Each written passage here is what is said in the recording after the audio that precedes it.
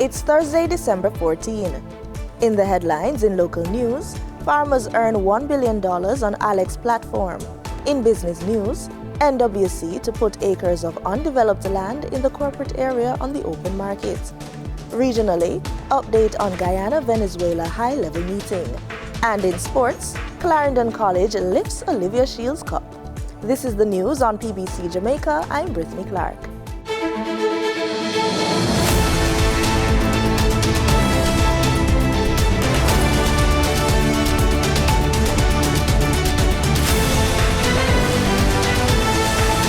Jamaican farmers have earned nearly $1 billion from the Agri Linkages Exchange or Alex platform. So says Tourism Minister Edmund Bartlett. He told members of Parliament on Tuesday that the program will be expanded in the coming months. And on that platform, Madam Speaker, ordinary farmers with 3 acres, 1 acre, 2 acre, up to 5 acre, nobody bigger than 5 acre, is on this platform. And they connect directly to the hotels. And the hotels can purchase from them on the platform, and it's delivered to them, and they are paid appropriately. The Alex platform was launched in 2020 owing to the fallout suffered by farmers and hotels alike from the COVID-19 pandemic. Minister Bartlett says the program will provide small players in the tourism industry with development loans. We have a program with Exim Bank. And we have put $1 billion there for the purpose of lending to small and medium enterprises. Little people who have a little 5-room here or in Airbnb or doing a little manufacturing of ordinary curio and other items that the visitors may need. And what we have done in conjunction with Exim Bank is to provide for a maximum of $25 million loan at 4.5% interest over 25 years. These zones of special operations, ZOSOs, in several areas across Jamaica will continue for another 180 days. The House of Representatives approved the extension of the ZOSOs this week. They are now scheduled to expire on June 25, 2024. While the extensions are supported by majority of the House, National Security Minister Dr. Horace Chang says more monetary support is being sought to complete the community development stage. Based on the most recent amendments to the Law Reform Zones of Special Operations, Special Security and Community Development Measures Amendment Act, the requirement to seek an extension of these zones every 60 days has been increased to 180 days. Member of Parliament for St. James West Central, Marlene Malahoo Fort, says the extension is necessary. Madam Speaker, I couldn't help but reflect on when the law was being proposed. We actually had a longer period for the life of the zone, and there was so much fear about what it is that the legislation was seeking to do. And you live long enough, you live to see that things come around and people understand that the initial period that was proposed for a good reason. Because it's really difficult to come so often when the work is ongoing, particularly the community development work and even the security operations. The areas now under a ZOSO are Denham Town, West Kingston, Greenwich Town, Parade Gardens and August Town in St. Andrew, Savannah Lamar in Westmoreland, and Norwood and Mount Salem in St. James. Mrs. Malahoo Fort shared an update on the work being done under the Community Development segment of the ZOSO in Mount Salem. Further work was done on the community development side. In particular, the Mount Salem Sports Complex. The resurfacing work is now complete, and final completion was in fact granted on November 30. The marking of the court is being arranged in collaboration with the Sports Development Foundation. Madam Speaker, sports is a unifying force in Jamaica, and we cannot underestimate the importance of sporting facilities in our communities. In his remarks, Minister of National Security Dr. Horace Chang said the work within the 7 ZOSOs has transformed the communities and restored a sense of dignity to residents. He notes the first Child Adolescent Counseling and Family Service Unit being established in St. James, with some 46 psychiatric aides being trained. However, utilizing data collected to inform priority projects and funding is an issue. The priorities should be set by the social transformation committees, we have renamed it now, in a particular area. We are looking at that now, how they are structured. I've had discussion with the head of Jamaica Social Investment Fund, because Madam Speaker, what we have now is that there's a challenge in meeting regularly on time. And we're looking at, since there are more than one community of in an area, where the corporate area has 2, St. James now has 2, and Westmoreland 3, and Westmoreland has 1. And the senior officers who serve these areas, like the regional education officer, the regional labor and social security, the regional social development commission officer, they usually cover these entire areas. So we don't have a micro social transformation committee involving just the local committee members. We are looking at taking the higher level decision makers and then invite the committee members accordingly. He says funding has been earmarked to collect and analyze data in monitoring the impact of the ZOSOs. The next set of funding we're getting from the UK, in fact, next to international funding, partner funding, coming in, we are looking at establishing a more empirical basis for monitoring. In other words, we're going to do, as we go in, we do the database research. There are 3 committees that have been done, where the demographic data is laid out, the number of families, the level of education, unemployment, literacy, health status, etc. And we'll monitor those as we go through. What an indication of the number of gangs that might be in there, a number of young adults on between 15 and 30, say. So those are the potential individuals to be involved in gangs.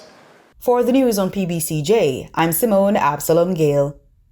In response to the recent series of tremors experienced on the island, Minister of Education and Youth Favour Williams has clarified that there are disaster management measures in place in the education sector in the event of an earthquake.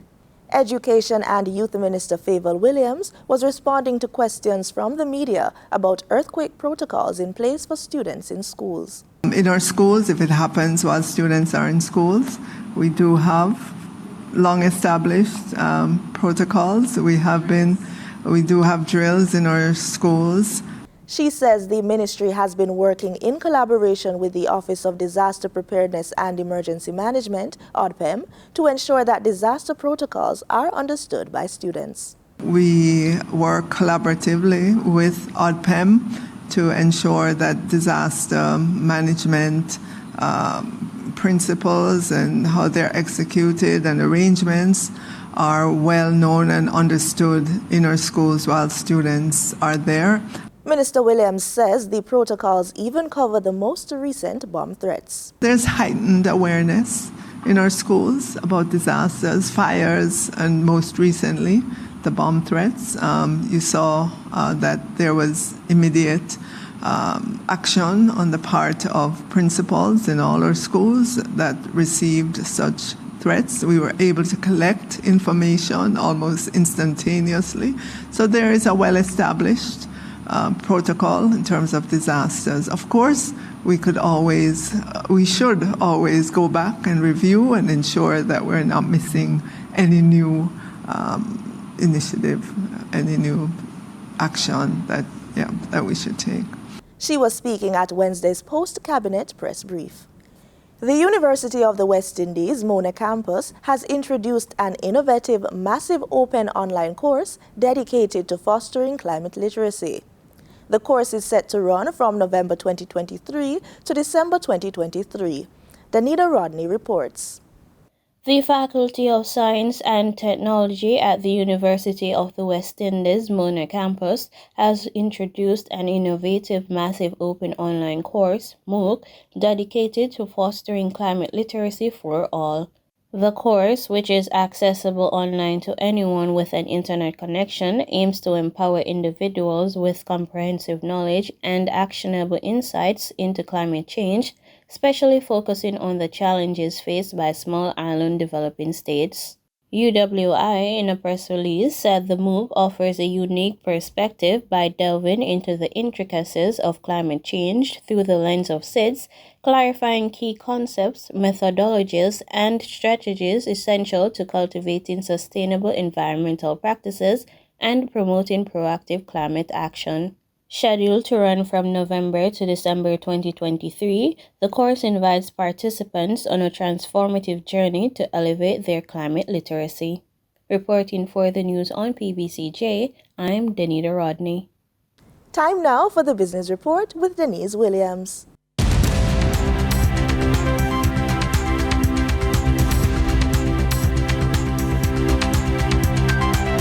Good day and welcome to the Business Report. I'm Denise Williams.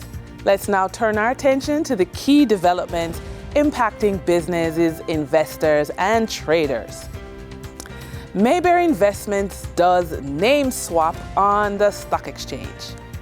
Mayberry Investments will now be known as Mayberry Group Limited. MGL has advised that the following court-ordered meeting of the holders of its ordinary stock units held on July 26, 2023, at which Mayberry Investments stockholders gave their approval to the scheme of arrangement between Mayberry and its stockholders. The Supreme Court of Jamaica granted the final order sanctioning the scheme at the second hearing held on September 28, 2023. Pursuant to the scheme, all ordinary stock units in Mayberry held by Mayberry stockholders will be cancelled, and Mayberry stockholders will be issued the same number of stock units in Mayberry Group Limited, the new parent company of the Mayberry Group of Companies. Stationery and Office Supplies, ZOS, the maker of school textbooks and notebooks, as well as suppliers of office furniture, has acquired its third warehouse facility valued at $100 million. The new property, located at 5 West Arcadia Avenue, Kingston 5, represents the expansion of the company's space. ZOS Managing Director Alan McDaniel stated to the media houses that the drive behind expanding the company's warehouse space is given the fact that there is a demand for their products, and this not only signals our individual growth, but also mirrors a broader positive trend across Jamaica. Increasing investments in hard infrastructure and ongoing projects reflect a buoyant climate, with rising foreign direct investments into Jamaica providing an encouraging backdrop for our business. We now move to the stock market. During trading on December 13, 2023, the top advancing stocks covered the financial, educational, and health sectors in Jamaica. Up first was the JMMB Group 7.25 variable rate preference shares. This advanced by 22% and jumped by 45 cents to close at $2.49 with 2 shares traded. Edufocal Limited, which trades as Learn on the stock exchange, saw its shares jump 15.5% to clock additional 25 cents on its price to close at $1.86 with 22,000 shares traded. Medical firm GWest Corporation Limited shares climbed by 14.4% to see 12 cents added to its share price to close at 95 cents with 300,000 shares traded. Of course, traders would experience a decline. And on the declining stocks for December 13th, the top 3 covered information technology, manufacturing, and consumer goods. Productive Business Solutions 9.75 cumulative redeemable shares declined by 9.6%, or saw a fall off of $11.15 to close the day at $105 with 10 shares traded. Lasco Manufacturing Limited declined by 8.8%, or fell by 41 cents to close at $4.22 with 40,000 shares traded. Consumer goods distributor Deramon Trading Limited declined by 7.8%, or had a slide in its price by 16 cents to close at $1.88 with 75,000 shares traded. Over to the Twin Island Republic of Trinidad and Tobago, the trading activity on that stock market saw the first tier market registering a volume of 163,000 shares crossing the floor, valued at TT $3.2 million. Massey Holdings was the volume leader with 59,000 shares changing hands for a value of TT $260,000, followed by First Caribbean International Bank Limited with a volume of 39,000 shares being traded for TT $276,000. Now, moving from the money moves of investors, executives, and traders on the stock market, we look at the foreign exchange report. On December 13, 2023, the Bank of Jamaica reported that US $28 million was bought from Forex traders, while US $26 million was sold to Forex traders. Forex traders move the market with high activity of moving US currency through the economy. Now, purchasing directly from the Bank of Jamaica, foreign currency traders sold the US dollar for $156.26 and bought the US dollar for $154.58. The difference between the buy and sell rate was $1.68, which represents a profit for Forex traders. The Bank of Jamaica also orchestrated transactions with the Canadian dollar, yielding a profit of $2.86. The Canadian dollar was sold for $116.80 and bought for $113.94. For traders looking at the British pound, they pocketed a profit of $9.96, selling it for $200 and buying it for $190.66. Now we look at real estate. Close to 577 acres of undeveloped land in the corporate area of St. Andrew is to be put on the market by the water utility company. The land, valued at over US $90,000 per acre, is owned by the National Water Commission. They are seeking permission to develop this land in the posh Norbrook community of St. Andrew. To actualize the proposal, the NWC wants an engineering consultant to develop a preliminary plan, a subdivision plan, and a final development plan for the area. Interested consultants need to submit their bids by January 4, 2024. The utilities company notes that not all the lands would be developed, as some contain sensitive water assets. Jamaica's hardware and building materials market in 2023 generated a revenue of $500 million US, based on research done by Statista.com. As more discretionary spending shifts from household to out of home, there is an expectation that the hardware industry will continue to see DIY and hardware store market growth return to pre-pandemic levels. Researchers predict steady growth between 2023 and 2027 due to growing demand for housing and the continued desire to renovate homes. It is projected to experience an annual growth of 2.22% per year for the period under review. Now for our credit report tip of the day. Take some time today to request a free copy of your credit report from each of the major credit bureaus. You are entitled to one free credit report from each bureau annually. Once you have your reports, carefully review them for any inaccuracies such as incorrect account information, late payments, or accounts that don't belong to you. If you find any errors, dispute them with the credit bureau reporting the mistake. You can usually dispute errors online, by mail, or over the phone. Correcting inaccuracies on your credit report can have a positive impact on your credit score and is a crucial first step towards improving your credit worthiness. Remember, patience is key in the credit repair process, so celebrate each small victory along the way. And with that, we wrap up today's business report. I'm Denise Williams. I appreciate your company. Stay well informed, stay ahead of the curve. Until our next update, take care.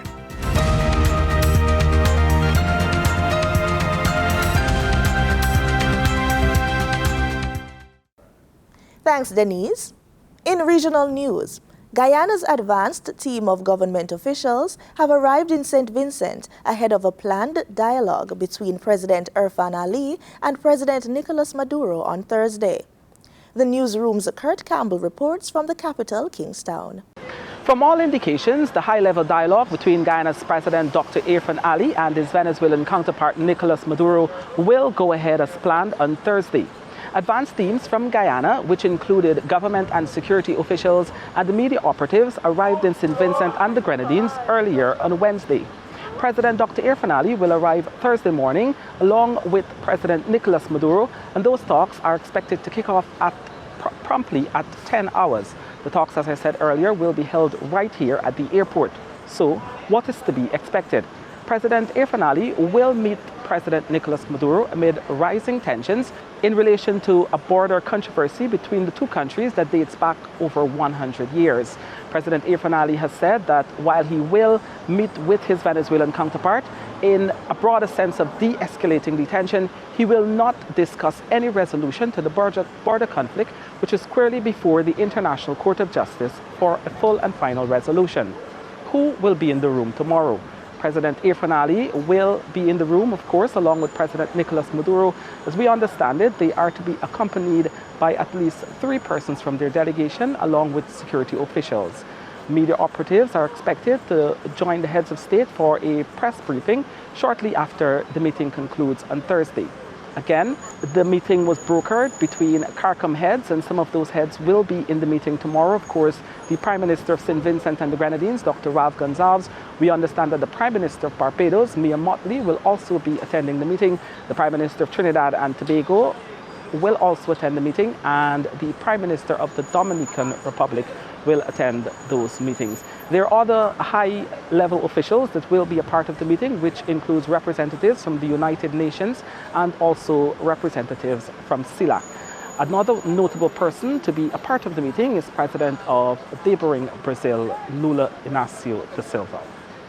Again, just to go over the history of why we are here and why this meeting is being held, Guyana and Venezuela share a border, and the border was settled by an 1899 arbitral award. However, when Guyana was heading to independence in the 1960s, Venezuela raised some objections to that award, which gave the resource-rich Essequibo region to Guyana, and since that time we've had the Geneva Agreement, which opened talks between the country. Up to 2018, those talks did not yield a resolution to the controversy, and the matter was referred to the International Court of Justice for resolution, where it remains, and Guyana intends to see that process through. Again, the talks will not seek a resolution to the controversy, but what the talks will do is to seek a de-escalation of the rising tensions between the two countries.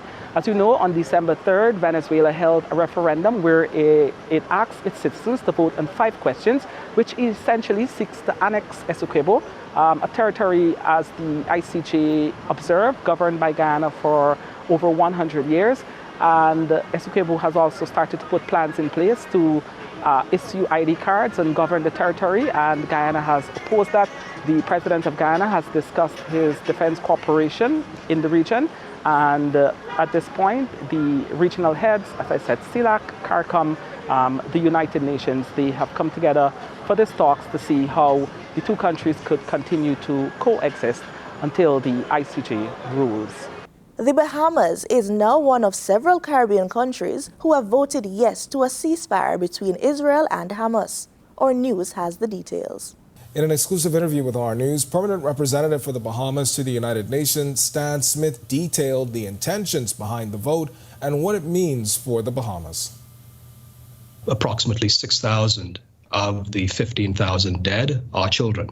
probably upwards of 6,000. Our aim as a country, irrespective of our size, is to see the elimination, the lessening of killing and maiming and the destruction of the infrastructure of people who are ordinary civilians not involved in conflict.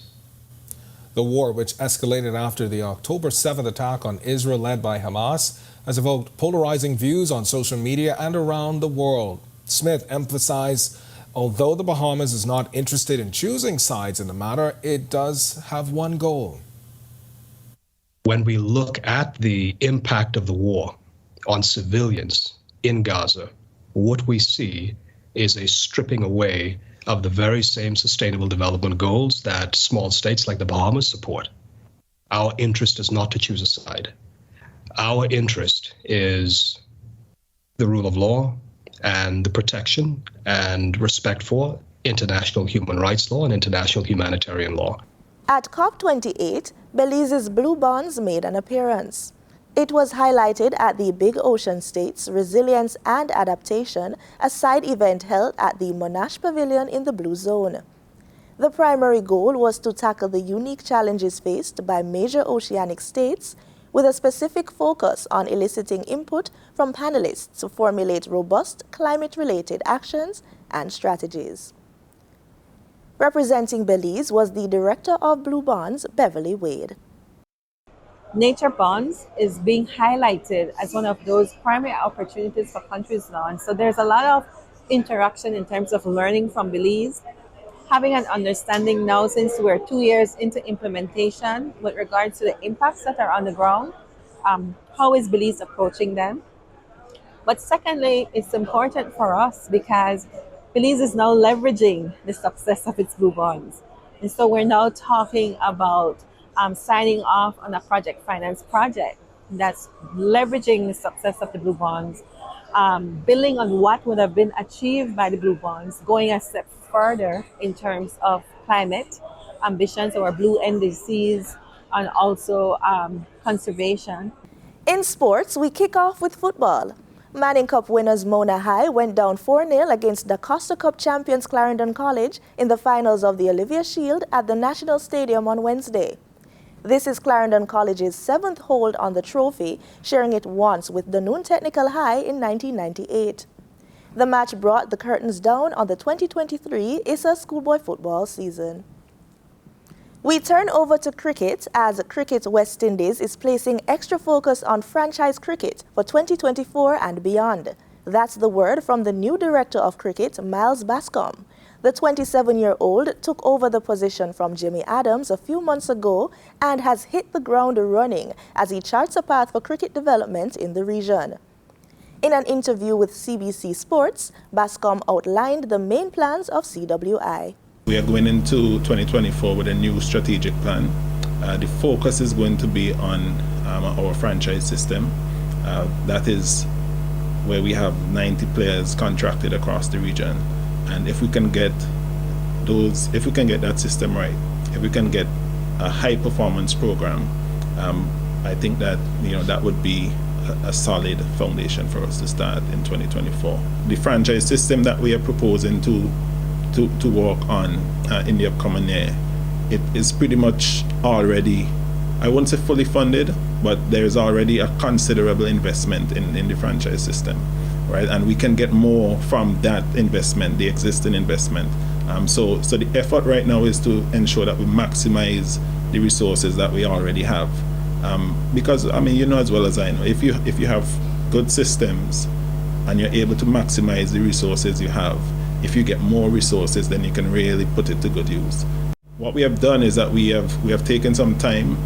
We have gone to so far we have gone to Jamaica. We have gone to Trinidad, Barbados, and Guyana. And we have met with the key persons involved in the franchise system there and, trying to get an understanding of the unique challenges that they face. And that is all a part of the process of, trying to understand exactly, what the framework is like in each of these territories.